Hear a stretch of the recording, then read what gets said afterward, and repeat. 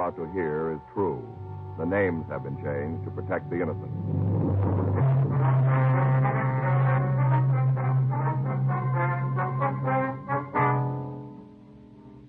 You're a detective sergeant. You're assigned to robbery detail. You get a teletype warning you that 2 hold-up men are heading for your city. You know they're armed and dangerous. Your job? Be ready for them.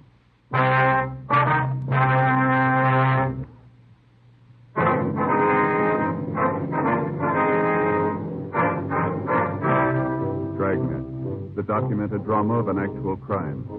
For the next 30 minutes, in cooperation with the Los Angeles Police Department, you will travel step by step on the side of the law through an actual case transcribed from official police files. From beginning to end, from crime to punishment, Dragnet is the story of your police force in action.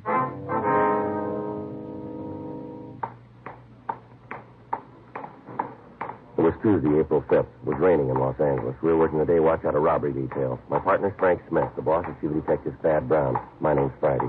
I was on my way back from R&I, and it was 8:46 a.m. when I got to room 27A. Squad room. Frank? Yeah, Joe. Back here. How about it? Turn anything? Yeah, a couple of names. None of them matched the descriptions. Mm-hmm. When are the mugs supposed to be in? This afternoon's mail, they said they were sending them there special. It'll be easier when we know who we're looking for, huh? Yeah, they will. Friday, Smith? Yeah, Skipper. Got a minute? You're right there. Morning. Yeah. Close the door, huh? Yeah, sure, Skipper. Sit down. Here. Take a look at this. What is it? It's about the Merton brothers. Oh. I just talked to Leopold. Sheriff from Las Vegas? That's right. Gave me as much as he could on the Merton. Well, we checked our records. There's nothing on them here. Isn't likely. From what Leopold says, they're fresh out from the east. You name a town? No, someplace in Georgia. They're trying to run it out. Mm-hmm. Bulletin we got said they pulled a couple of gas station holdups over there. Anything else? Yeah, at least they think so. Yeah. According to their records, the boys got into town a couple of months ago. No visible means, but plenty of money. Hung around the places on the strip, gambled, drank, had themselves quite a time. Yeah? The department over there started to wonder where the money was coming from, put a couple of men on them full time. What'd they find out? Not much. Merton's played it cozy. They were finally picked up on a drunk charge, mugged and printed. Nothing to hold them on, so they were released. Yeah. Next morning, they skipped town, left clean. On the way out, they stopped long enough to kick in a couple of those gas station motels, along the highway. Yeah. Scored pretty good. The victims make the identification right away? Yeah. As soon as they saw the pictures, Sheriff's Office notified Baker. Highway Patrol there was waiting, but they must have gotten through before the word went out. Mm-hmm. We've been able to trace them through Barstow, Victorville, on through Pear Blossom, Little Rock. They worked hard all the way. What do you mean? 3 service stations, 2 restaurants, 1 motel. Anything on them here in L.A.? Not yet. It's a matter of time. We got to get them before then. Yeah. All the victims tell the same story. These 2 guys are off their rockers. The way it stacks up, they're well armed.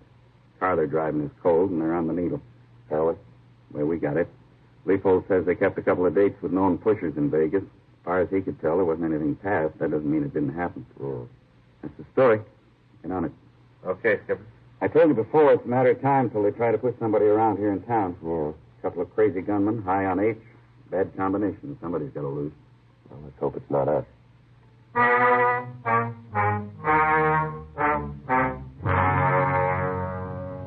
Ethan Gifford Merton, WMA, 27 years, 5 feet 8 inches, 165 pounds, and his brother, Grady James Merton, 24 years, 5 feet 6, 152 pounds, arrived in Los Angeles on the morning of April 5th. The first word we had of their presence was a hotshot telephone call reporting the robbery of a market on the corner of Santa Monica Boulevard and Monroe Street. The market owners, Mr. and Mrs. Turner Dillon, had both been pistol whipped. Mr. Dillon had been removed to George Street Receiving Hospital for treatment of a skull fracture. The woman had been given emergency treatment on the scene and referred to her own doctor. The description the victims gave us matched the Merton brothers. As soon as the mugshots from Las Vegas arrived, Frank and I drove out to see Mrs. Dillon. We found her in the small apartment above the store. I just talked to the doctor at the hospital. He said Turner'd be all right. Yes, ma'am. Sure a wonder the way they hit him. Yes, sir. No reason for it. We'd have given him the money.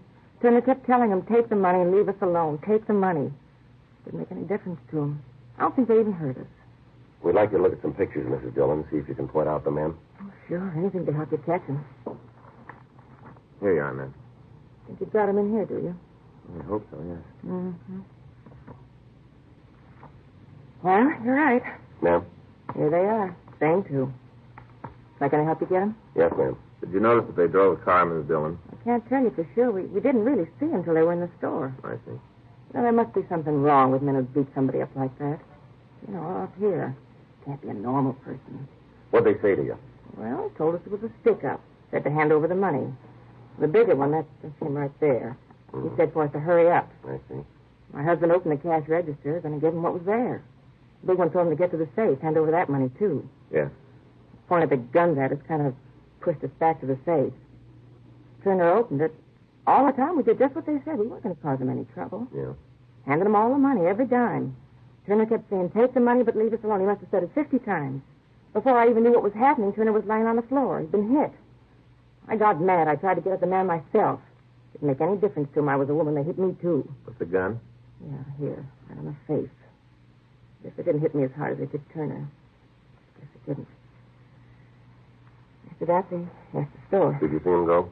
Not too good. To tell you the truth, I was more concerned with taking care of my husband than paying attention to them. Mm-hmm. Couple of hoodlums. I don't know where men like that come from. Must be something wrong with the way they were brought up. Yes, ma'am.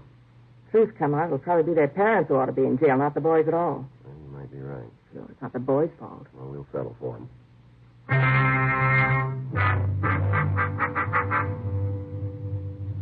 4:25 p.m. We received a communique from the FBI telling us that the Merton brothers are wanted by the state of Alabama for escape. A complete record on the two men was also sent. They've been arrested a total of 26 times for everything from petty theft to kidnapping. According to the kickback, they'd escaped from a road gang while serving a sentence for possession of narcotics. We contacted the authorities in Alabama and asked them to forward all available information on the suspects. After talking with Captain Donahoe, Frank and I went over to the First Street station to see Captain Walter. We asked him to supply a list of places the two brothers might turn for a narcotic contact. He gave us a list of several places in town and the names of men we could talk to. 8:16 p.m. We started to check them out. Yeah, what'll it be? You seen Patsy Hayworth around? Well, why are you looking for him? Want to talk to him. What about? Well, if we wanted you to know, we'd ask for you, wouldn't we? You guys cops? That's right. Now, where's Patsy? I don't know. Come on. We got word that he hasn't been more than 3 blocks away from here in the past 4 years. Now, where is he? I told you, I don't know. You're not being smart, mister. Hey, back room. Is he alone? Yeah, as far as I know. What's he doing? Nothing different, playing solitaire. All right.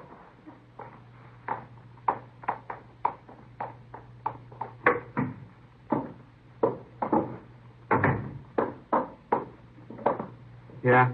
You want something? You Patsy Hayworth? That's right. Sit down. I know you. I don't think so. You're in the wrong room. Police officers, we got some questions for you. That don't guarantee the answers. It's a start. Go. You heard from the Merton brothers? Who? Grady and Ethan Merton. No name. You don't know them. Red Queen and the Black King, and I could turn him over. That's the baby I've been looking for. It's the first time today. Is that so? Yeah, first win. Too bad I didn't pay for the deck. I'd have made a killing. All right, now, come on, Hayworth. What do you know about the Mertons? I told you nothing. Now, why come to me? A lot of other guys in town. They're going to need 8. The way we got it, you can steer them to it. Old friends again. All right, get your coat. Why? Let's take a ride. For what? We can't talk here. Let's go downtown. Well, it's a nice place. There's nothing wrong with right here. All right, then, what do you know? What's in it for me? Why? Well, information like that ought to be worth something. You know we can't do anything for you. Come on, let's go. Well, how long do you figure you're going to be able to hold me? Long enough. How do you make that? Well, I'll tell you. We'll take you downtown, process you, pass the word you copped out. Told us about a half a dozen people in town. Thing like that gets around, you're going to be in trouble. You'll come back with what we want to know. Well, that's kind of crummy. It almost builds the blackmail. Now, you called it. We didn't. You'd really do that? We would. All right. You crossed out all the roads. What do you want to know about the Mertons? You know I met them yet. Where? Place down the street. When? Last night. What is it, a bar or hotel? them. Hotel. Are they there now? No, we just used the room to meet. You know where they are? No. What they want? You called it, H. You do him any good? No, I told you the truth. I'm not pushing anymore. Why'd they come to you? Heard I could turn them on. What'd you tell them? Oh, said I couldn't help him. I told him I'd try and line something up. Stall, you know. I don't want any part of that action. Even if I could have a piece of it, the answer would be no. Why? Well, these guys are too far out. They must be shooting 7, 8 caps a day. Got to spend most of their time cooking. They're out of their skull, these guys. Mm-hmm. You got anything that'll help box him in? I don't know. Hey, maybe the broad. What do you mean? Well, they're dragging a broad with them, a big one. Must be 6'2" in her stocking. You know her? I've seen her around. Where? Used to hustle drinks downtown. Got too rough for some of the managers. They tied the can to her. She's been floating for a couple of months. Ties into some guy who'll pay the bill. As soon as he wises up, she drops and goes on the prowl. She got an address? Oh, I can't name it. Some flea bag on 5th, I think. She a hide? I don't know. She might chip you with it. Not steady enough. Mm-hmm. But she's smart, you know. How you look, she'd do real good. One of the homeliest women I ever met. Is that so? Yeah, looks like she should be wearing a bridle. Where can we get in touch with her? Well, it's hard to say since she's running with the Mertens. Yes. You might try the Ten of Hearts. Where's that? It's a dive on 6. She used to show for the place. When they kicked her out, she went freelance. She still hangs around, I think. All right. How'd you leave it with the Mertens? Huh? They going to contact you? I don't know. They might. Want me to call you if they do? Yeah, we'd appreciate that. Okay. You got a card? Here. Thanks. I'll give you a ring. All right, Hayward. We'll hear from you, right? Yeah. There you are, you see? What? You should have banked the game. I lost. No, you didn't. Huh? You won.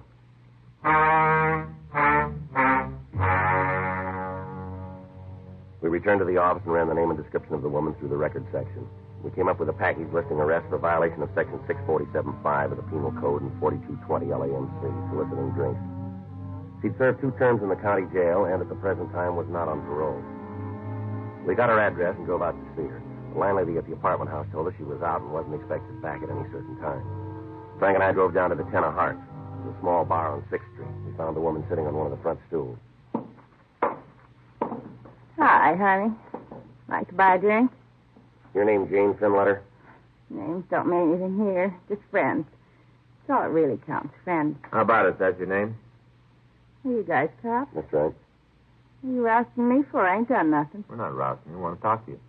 About what? Let's get outside. It'd be easier to talk there. I got a choice. Not much. Okay. Henry, Yeah, Jane. save the stool. I'll be right back. Okay. So,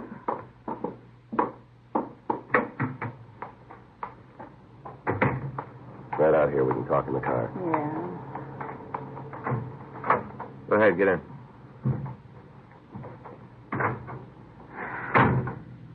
Okay, what's the beef?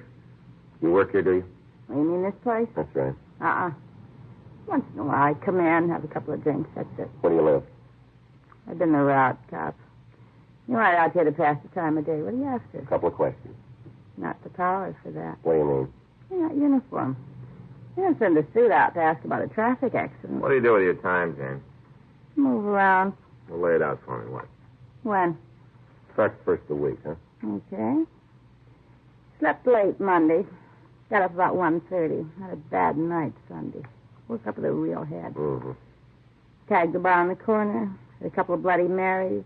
Went home. Changed my clothes and met a friend. You want to give us his name? Ain't go any farther. Not from us. Nick Pfeiffer. Okay. What happened then? I was out with him until maybe 2:30. That's in the morning. Yeah. Came home, went to bed. Slept until about 11:32. Mm-hmm. Got a call from a couple of friends who just got into town. Got their names? Same deal. Same deal. A couple of brothers. They met a girlfriend of mine in Las Vegas. She gave them my number. How about the names? Ethan and Grady Merton. Okay. Met them, had a couple of drinks, and drove out to the beach for lunch. Came back to town, had dinner. Takes us up to last night. You seen him today? No. Ethan called me this afternoon. Yeah. Said they had some kind of a business deal to take care of this evening. After that, they were going to pick me up. Where? Here, in about an hour. Mm-hmm. That the reason for the muscle, the Merton brothers? Might be. They got a game going. I'm not on their side. I want that clear. They pulled a boo-boo. They did it themselves. No help from me. Mm-hmm. As far as I'm concerned, they both got soft spots. What do you mean? In their skulls. Soft. They say what this business was they had to take care of?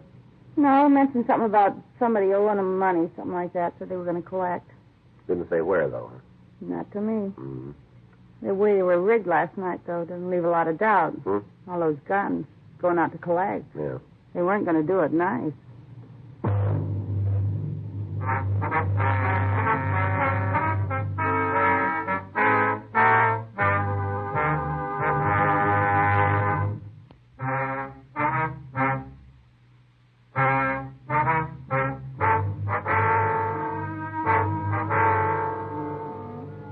We called the office and told them what had happened. Another team of men were sent out to help us cover the place. Frank and I took up our positions in the back of the bar, and we waited. 1:15 a.m., 1:30, 1:45. What do you think, Joe? I don't know. Maybe they decided not to show up. That's possible. Yeah. Hey, Joe, I got an idea this morning. Yeah? While I was shaving. Mm-hmm. I always have trouble, Try all the things they tell you. Let the lather stay on 2.5 minutes, hot water, all the things you're supposed to do. I've tried them all. Mm-hmm. Finally came up with the answer. You did, huh? Yep. Well, what is it this time? New kind of razor? New razor. Yeah.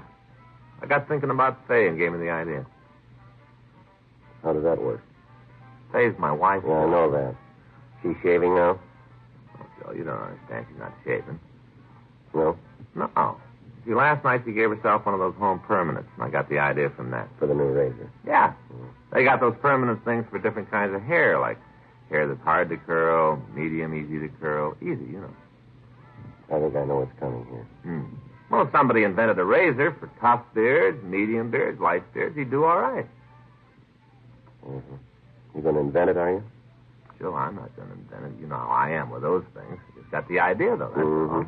I'd sure like to buy one if they had them. Mm-hmm. Tough beards, find you one right away. Yeah. First day. That'd be the answer. Well, here comes ours. Looks like Grady Merton just came in, doesn't it? Yeah. Wonder where his brother is. Might be outside. Better wait a minute before we move. He's talking to the thin letter woman. Yeah. It's starting to leave. Let's go. We'll take him outside. Right.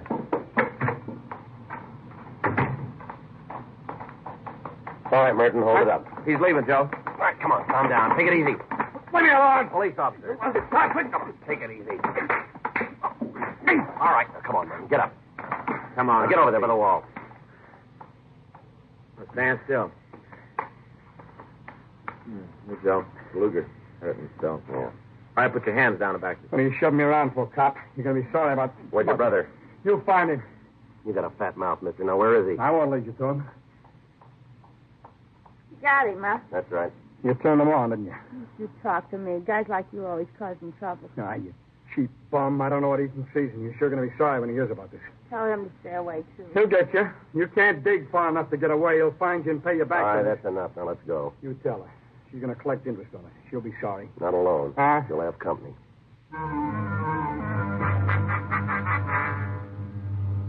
The other team of men remained at the bar in the event the other suspect returned. We took Grady Merton to the city hall for questioning.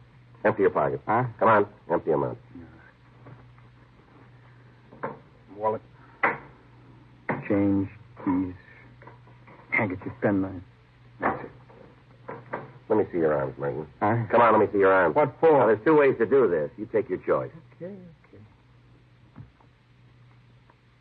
All right. When'd you have your last pop? You got to prove it. That won't be hard. All we got to do is drop you in an ISO cell and you'll be screaming for it. Sure. You get all the money you can on that. I'll book it myself. Let me see the wallet. There's nothing wrong with your reach.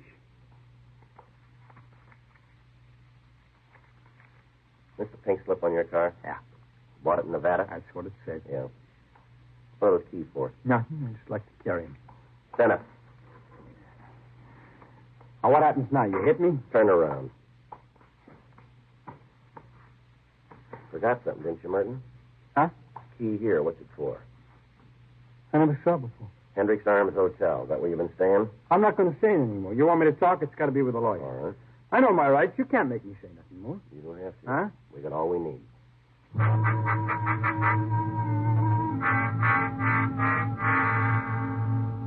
We had Grady Merton taken to the main jail and held to answer charges of violation of Section 211 PC.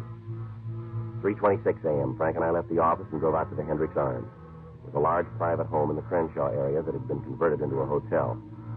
Frank covered the back entrance to the building, and I walked up the steps.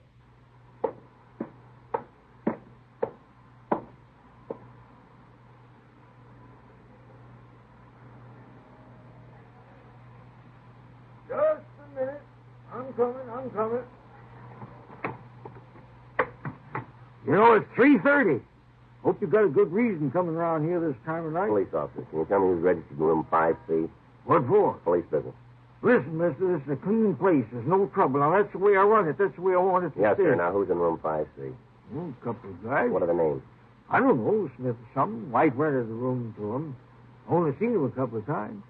All right, does one of them look like this picture? Come in here while you get some light, huh? All right. Now then, let's take a look. Oh, this fella here? That's right. Well, yes. Guess that's one of them.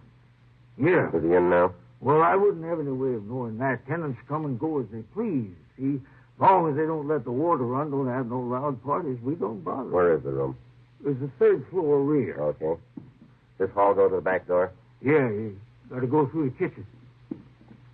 Say, can you tell me what this is all about? It'd be better if we didn't. You going to be in shooting? I don't think so. Well, if there is, I can give you a hand. I got a 12-gauge barrel. I used to hunt ducks. I can get it if you give No, me a sir, hand. that won't be necessary. All right, thanks. Is he here? Don't know yet. Is there any back stairs? Yes, sir. Right through there. Looks like a closet, but you open another door and you can go on up. All right, sir. Do you have a key to the room? Yeah. Here you are. Want me to go with you? Might be better if you stayed here. Yeah, well, I'll get my gun and guard the front door. He won't get out. I'll guard it.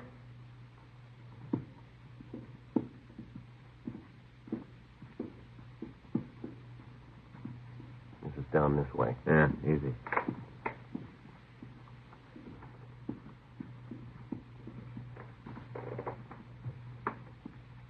No noise. No. You all set? Yeah. Locked.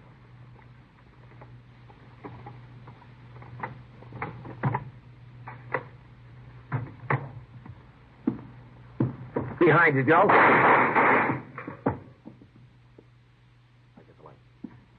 All right, what are you doing? Hi, Jack, what are you guys doing Get here?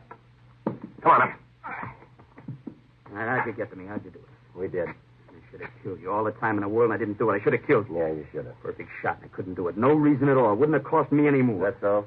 Yeah, sure, they never executed anybody in this state for killing a cop. Wouldn't have cost me any more. You got a bigger bill than you can pay now. Come on.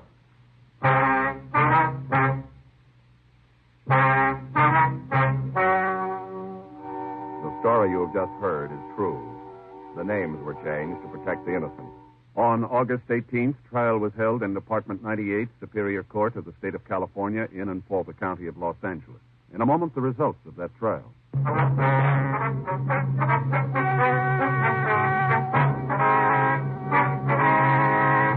Ethan Gifford Merton and Grady James Merton were tried and convicted of robbery in the first degree, 5 counts, and received sentence as prescribed by law. Robbery in the first degree is punishable by imprisonment in the state penitentiary for a period of from 5 years to life. Because of the viciousness of their crimes, their sentences were set to run consecutively. A hold was placed on them by the state of Alabama in the event they are paroled.